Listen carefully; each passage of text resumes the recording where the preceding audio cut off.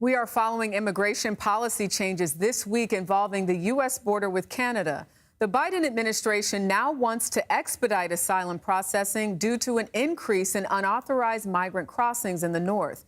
There have been more than 16,000 unlawful border crossings this fiscal year. That's about a 65% increase from the 2023 fiscal year. CBS News immigration and politics reporter Camilo Montoya-Galvez joins us now from Tempe, Arizona. Camilo, always great to have you on the show. So what are some of the new changes that we're seeing? Hi, Jerika. For the past 20 years, the U.S. and Canada have been enforcing this agreement known as a Safe Third Country Accord that has allowed the two nations to effectively send back asylum seekers across the U.S. Canada border under the premise that the two countries are safe for migrants to request humanitarian protection. So migrants who cross into Canada from American soil are returned to the U.S. generally, and vice versa. Migrants who cross into the U.S. from Canada can be returned to Canada. And the U.S. and Canada have been implementing this deal for the past 20 years and recently expanded it. But now the U.S., Jerika, is trying to expedite the processing of migrants who are subject to this agreement by making two policy changes.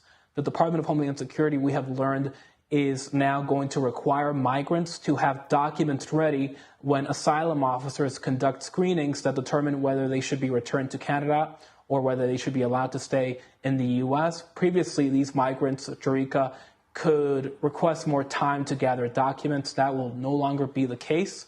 And the second change is that DHS will reduce the amount of time that asylum seekers have to talk to lawyers before these screenings to a minimum of 4 hours, down from a period of 24 hours a day. That was the previous time period. And so these changes taken together, Jerika, are designed to, as you underscored, expedite the processing of these migrants, but also more quickly deport people who are found to be subject to this agreement.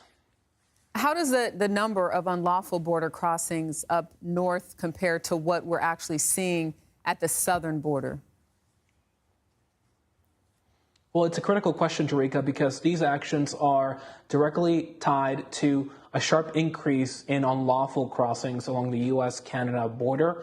In fiscal year 2024, U.S. Border Patrol agents have recorded about 16,000 apprehensions of migrants between ports of entry along the U.S.-Canada border. That is up from about 10,000 in 2023 and just 2,000 in 2022. So there has been a marked increase in unlawful migration at the U.S.-Canada border. But it is very important to underscore, and you got to this point earlier in your question, Jerika, that these numbers still pale in comparison to the number of people crossing the U.S.-Mexico border.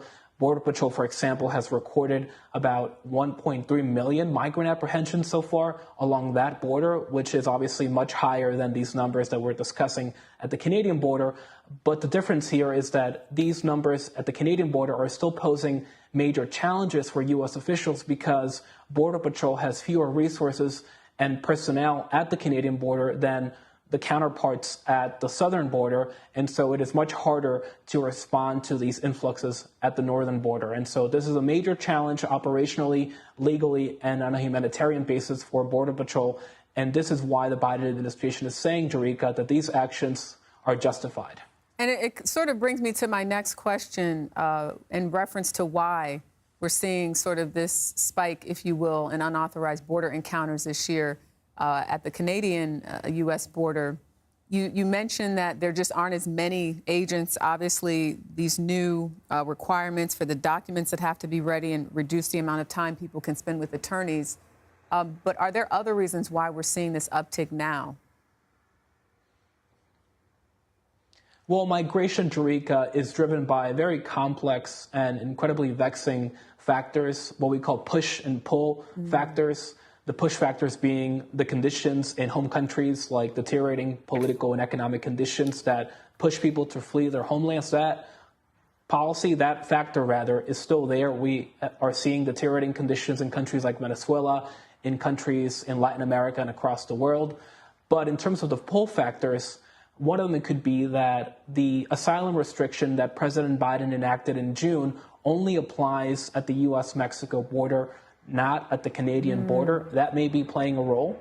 And we also know that visa policy in Canada can also be a pull factor. Sometimes Canadian visa policies allow some migrants to fly into Canada, Jerika, and then they cross into the U.S. through the northern border. And so these are the factors that could be playing a role, but there's no single catalyst, I think. Yeah, but important to note, like you said, 1.3 million as opposed to the 16,500 compared That's right. to both borders. Camilo Montoya-Galvez, thank you.